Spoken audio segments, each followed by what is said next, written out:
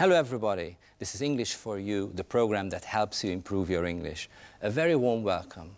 In the studio I'll have 4 very talented students. Kata, how are you doing? Fine, thank you. Good. Szabolcs, what's up? I'm great. Everything's fine? Thanks, yes.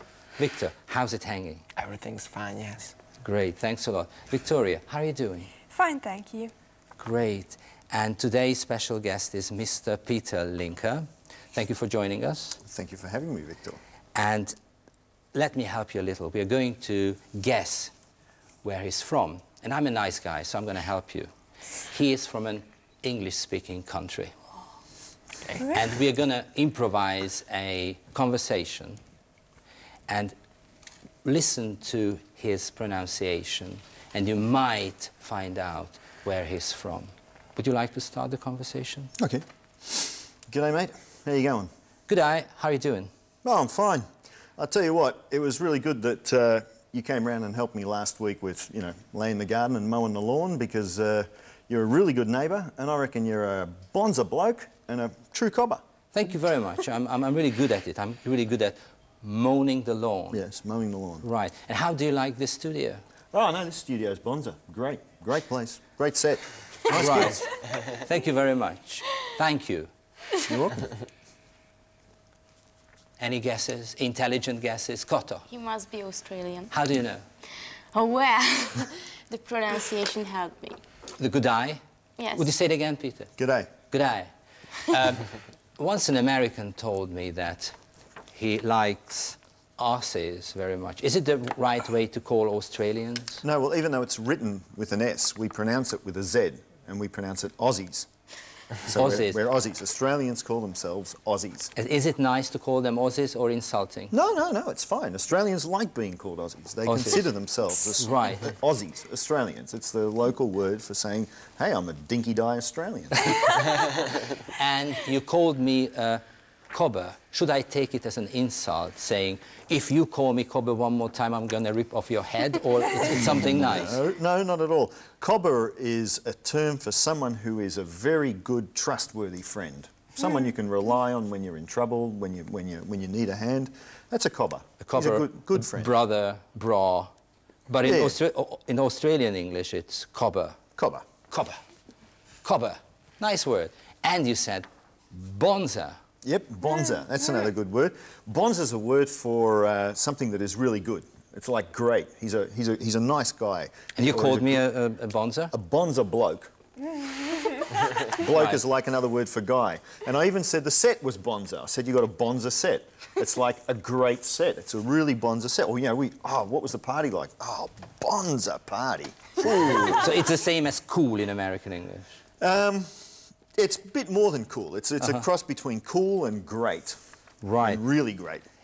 Thank you very much. Peter has brought us a couple of Aussie slang words.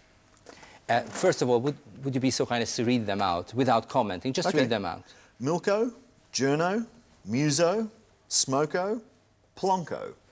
Right, let me help you a little. Milko is a milkman. Can you come up with very intelligent guesses again? Journalist. Victoria, say it. Journalist. Or Good journalist. Muso. Musician. Say it again. musician. Smoker. Very intelligent guess. No, not quite, not quite. So what's a smoko? Smoko is a break. It originally comes from a cigarette break. Okay, let's have a break. Let's have a cigarette. So Let's have a go out and smoko. have a smoke. So it's a smoko, but the term smoko is just used for any sort of break. So, you know, if we're working here in a television studio, or if you're working at work or somewhere, or you're working at home, oh, let's have a smoko. It means a 5 or 10 minute break. Great. And do you think they understand this in the States? You don't know. I that. don't know. Right. And plonko? Any Absolutely guesses? no idea. No, I don't No think idea? so. Well, plonk is a kind of a slang word for cheap alcohol, like really cheap wine. So someone that drinks really cheap wine is a plonko. An alcoholic. Yeah, but Right. an alcoholic that it's not just an alcoholic, it's an alcoholic that drinks, you know, when you can get those really big things of wine, you know, like, you can get them here too, you know. That's a plonker, someone that's Thank always you on the very plonk. much. You're Oh, welcome. good. Thanks a lot. And we have this map here, and well, I'm going to show two. What are the two biggest cities?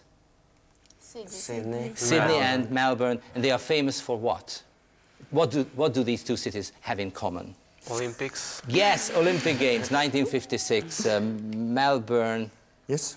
2000, Sydney. And you can see that they are very close to each other, right? So right here. What do you think the distance is between these two cities? Again, a guess. 200 kilometers. 200 kilometers. I love you for this. Victoria, what do you think about it? 200, I don't know. No. Over to you. 900 kilometres, Wow. those two cities. So you can just imagine how big the whole country is. Right. And Peter has a fantastic digital video camera. And he was in Australia a couple of months ago and took very nice pictures. And now this is the first time he's going to show it. And he's going to talk about it. Your task is this. What animals can you recognize? So I think we could just roll Do you the want tape. me to then not name the animals? Well, you can name the animals. Okay. Still, they have to remember them. So it's a task. Maybe not Okay. that challenging, but still, it is a task. Right. Shoot. Okay. Would you roll the tape? Well, this is the Victorian outback. As you can see, there's a sign warning of koalas crossing. This is a place where you can feed kangaroos, or where kangaroos feed themselves. You can watch little, I won't tell you that one, what that is, you can guess that later. Kangaroos scratching. You can watch some aggressive birds or very calm birds. You can see meat-eating Australian birds and very beautifully coloured Australian birds. Watch koalas hanging out in trees. Very, very, very high up in very big trees.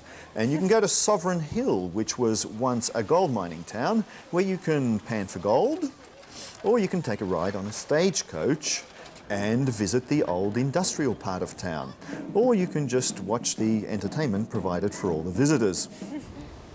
You can also go down to the fantastic Victorian coastline, or go into Melbourne. This is the old part of Melbourne, close to the beach, which is coming up just around the corner here.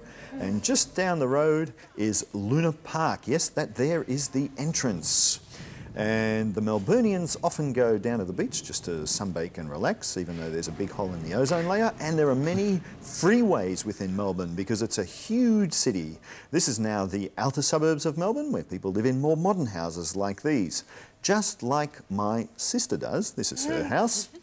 I've just arrived home, and notice I'm getting out of the right side of the car because we drive on the left side of the road. And at the end of the day, I'm making a barbecue with my brother-in-law. And if we can just turn the sound up. Yes, Right. well, we're having a beer at the end of the day because the most favourite Australian drink, one of the, well, not, I don't know if it's the most favourite, but Australians are big beer drinkers, so you have to have a beer with a barbecue. Right, thank you very much for this fantastic narration. Thank We you. really enjoyed it, very professional. And what about the animals, Szabolcs? Well, there was koalas, kangaroos, and all kinds of birds. All And kinds there of birds. Yes. There was a little, some kind of pig, right? I don't know what it was. It's called a wombat. Yes, That's the wombat. The wombat. Right, Slow, dopey little animal. right. Now, as you may have noticed, the name of this gentleman is Peter Linku. Linku Peter. Link or Peter. No, Linku Peter. Sorry about that. It was a very cheap joke. I'm really sorry about that. But I mean, it's pretty obvious that he has something to do with Hungarians. And you can see this fantastic sign here, Hungarian Community Centre. Where are we, Peter? This is Melbourne, the city that I grew up in, and this is on the east side of Melbourne.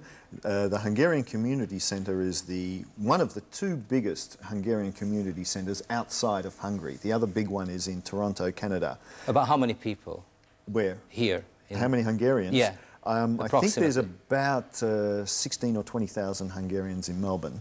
And about 20 years ago, they started on a project to build their own community centre, and they did it out of, they built it out of donations, and they did it out of fundraising. And here we see the front of the, is this running now, or? Now, okay, he's running around. Sorry. Okay, so here we see the building from the outside, and naturally there's a church as well. And inside the building, there, the scouts meet, pensioners get together, there are classrooms, there's even a restaurant and a social club, there are rooms for functions, there's a folk dancing group there, the pensioners playing billiards and people dancing, there's church service, and it's a place where the Hungarians in Melbourne get together, enjoy each other's company, and practice their language, their culture, and just try to remain Hungarian over generations if they can. Yeah, it's good to know that there's a community centre in Australia. It's a very nice thing. And let's jump to another topic. I mean, we have all kinds of stereotypes in connection with nationalities. So, for example, Germans are too loud or very loud. Italians gesticulate a lot. Well, they are stereotypes, and we know that all Japanese people have cameras and they take photos. Yes, but you know what they take the most photos of? Japanese tourists. Yeah, right. Now this is going to be a sort of demonstration what Australians are like. Okay. And you're going to be a shopkeeper. We are in Melbourne. Okay. You're a shopkeeper selling all sorts of things. Victoria, you are a tourist and you've been in Melbourne for 2 weeks and you are looking for beautiful picture postcards, and just ask this man about picture postcards and say, all right, go, shoot. Good day. Hi, how are you? Fine, thanks. I'm looking for some nice picture photographs. Okay, well, we got some here on the counter. What's what you're after? Something about the country. Oh, I hear you've got a bit of an accent. Where are you from? From Hungary. Oh, really? What's that like there? What's Hungary like? It's very nice. What shall I say about it? It's got continental weather. and how do you like the Australian weather? Does it rain a lot here? I don't know. No, not in Melbourne. No. Okay, it's very sunny. But I mean, yeah, and what have you been doing while you're here? I'm trying to get the most images of Australia. Sorry to butt in, but I mean, is it typical to ask foreigners and people you don't know that much? Mm-hmm. It's a very typical situation in Australia where you go into a shop, and even if it's not a shop that you go to regularly, the shop assistant or shopkeeper will probably start talking with you just about, general things, if he or she senses that you might be someone that they'd like to talk with. Australians are very, very immediate in this sort of respect. I think the same in Hungary. Shop assistants are really polite and smiling all the time, so there's no difference between the two countries. Right. Thank you very much. We are going to travel to another country. And I'm going to ask Szabolcs. The question is this: what can you see in the picture? In the picture. Give us a nice picture description. I think we can see a whole family sitting at the living room, maybe looking at the TV. You can see that exactly. The grandfather and maybe the son is sitting on a sofa, a strange blue and white striped sofa, and the grandmother is in the background with the father maybe, and well, there are... Right, excellent, thank you very much. So they are having fun. What do you think they are? I mean, you said that they might be watching television. What's your guess, Gotta? Because they are laughing at something. They might be watching a football match. Football match? But they are laughing. Or maybe Hungarian football, possibly. Victor. You're so unkind. Maybe listening to the radio because they all close their eyes. So. What's your intelligent guess, Peter? Well, I don't know if it's intelligent or not, but maybe they're watching the grandchildren doing something in the living room. Very nice idea. Okay, so let's see the real thing. We are in Great Britain. Group 1, what's happening? What's happening? Group 2, I would like you to listen to some Hungarian reference, maybe a word, maybe something else, but something you can connect to Hungary. Would you roll the tape, please? Nothing unusual there, except that the theatre is coming to them, right here in this house in a London suburb. Tonight's show requires no tickets, just a sofa, a door and 2 square meters for the actors, an average-sized living room. Whoever invented this pile of rotting crap that's stringing up? Losing your temper isn't going to help. You want to bet? I mean, look at it. All I want to do is sit down. I'm not after mental stimulation. And what do I get? A bloody Rubik's deck chair. 3 million combinations. You need a degree in bloody mechanical engineering just to erect the bloody thing. It's an idea that Janet came up with after struggling to find affordable locations for her plays. Right, so what was it, Kata? They were watching theater at home, and there was that guy, and he was acting out some situations. Right, so maybe two, not just one actor, yeah. but two actors and actresses, right, in a living room. Could you catch the Hungarian reference? What kind of deck chair? What was the adjective? You remember the deck chair, the actor fumbling with this deck chair?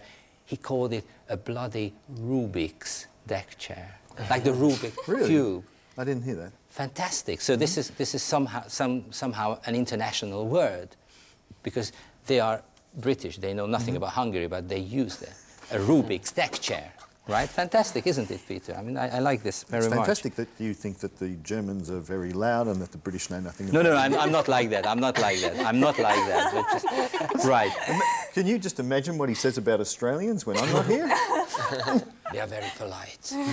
Right. So we're going to listen to Janet Gill, actress, producer, author, all in one. Group 1. Why did she decide to perform in a living room? Group 2, what does she think about the audience? Would you roll the tape, please? Well, I've been taking productions to small fringe theatres in London and frankly losing a lot of money, as one does usually in theatre. So I was trying to think of places where I could take drama, where I wouldn't have so many upfront costs, and so I thought of various different places, and one of the places I thought of was the living room, the domestic living room. Henry, for God's sake. We always say we didn't want the scenario of Mr. and Mrs. Jones on their sofa with their cups of cocoa, where that would be awful. And especially with comedy, you need an atmosphere. People like to laugh, and they only laugh if they're in a group. Right. So I think we thought 10 was the smallest size, really.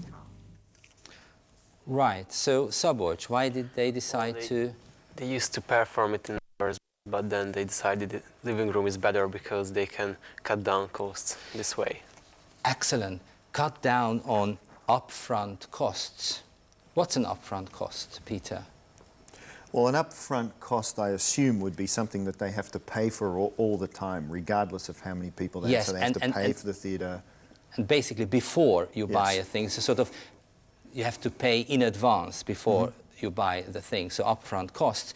And group 2, about the audience. Victor, please. She said that the atmosphere is really important, and they need loving people. So Laughing people. Yes. So, and at least how many? A group. A group. So minimum. Listen to this guy, a nice Australian 10. helping you. Thank you very much. 10. So 10 people. Right. Excellent. Do you have a nice living room at home? Do you like the idea of having actors and actresses in your living room? Just imagine Alföldi Robert and Stól András and Eszenyi Enikő performing in your living room. Would you like that? You don't have to dress up, you don't have to line up and buy tickets. How do you like the idea? Victoria, what's your gut reaction to this? No, I just imagined our living room. It's not big enough, I guess, but otherwise, if I had my friends with it, would be okay. Yeah, Victor, you have something to say? Would you like it, or you would feel a little bit? Not really, because your house is your castle, and it's your place, and and you don't want intruders. Not intruders, but it's yours, and you would, I don't know, you would be embarrassed when somebody else is in your room. Thank you very much. Peter is an actor also, and I saw him perform a play. How would you like the idea of performing in someone else's living room? How does the idea grab you? I don't think so, because someone has actually suggested it to me before, but there's a certain thing about theatre, about being in a certain space, which makes it good to work in, and having the audience, knowing where the audience is every time. If you had to go to a different living room and you have the lights on and the people are sitting there in your face, it's probably, I probably wouldn't like it. And I just want to make the point that those actors that you saw there are probably not as famous in their own country as Alfred Robbie and Asan Yannicka are here. Probably so, not. Right. Thank you very much. And we can see a poster here. Cabaret, Colibri Theatre, Andrássy út, and I think this gentleman is you. Yep, that's me over the side. Right. So what is this improvisational cabaret? Just one or two sentences Okay, about improvisational cabaret means that it's not a play as such. We have no text beforehand. There are certain games that we play, and we improvise scenes, and we ask the audience for suggestions of characters we play, situations we play. We ask them which country we're in or where we are, and the audience gives us information, and we have to create scenes out of that. So it's completely improvised, and because of that, it's different every night we play. Thank you very much. Great. And the next performance is going to be when? Next performances are on the 19th and 20th of April, the 10th, 11th and 31st of May. Do you think my students would enjoy the performance? I think you'd enjoy it very much. Most people that come along have a good time, I have to admit, so, you know. Right. Okay. Thank you very much.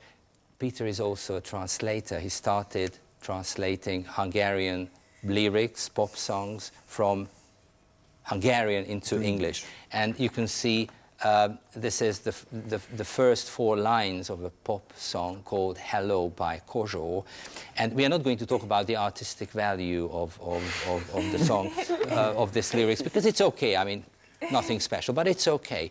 But if you have to translate it from one language to another, what are the problems you have to cope with, you have to come across?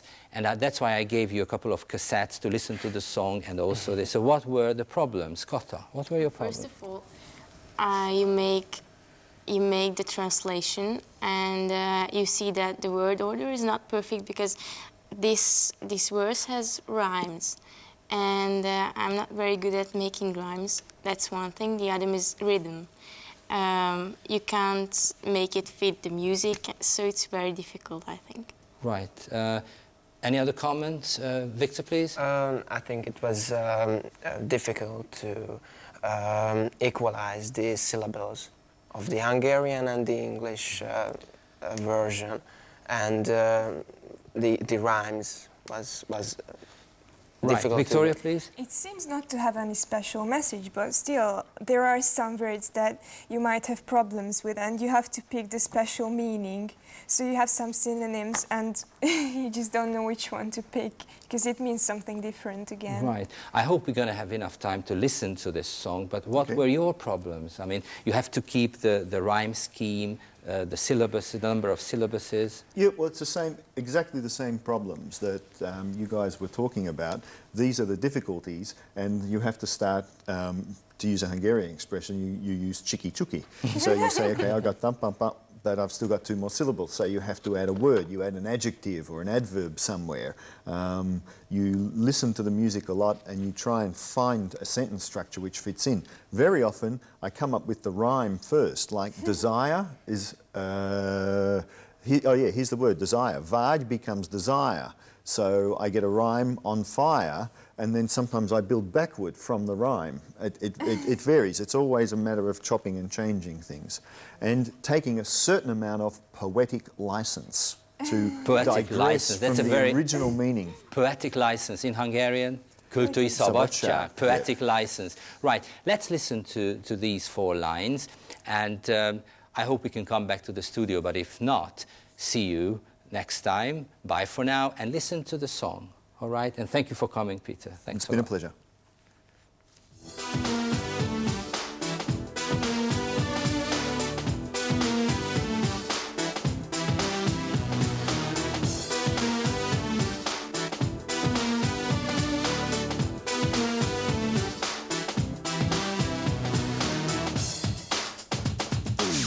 Look at me, baby, I'm insanely desire. I tremble every time that you come near. Reach out and touch me, set my senses on fire. Let me be the only one to shed you a tear.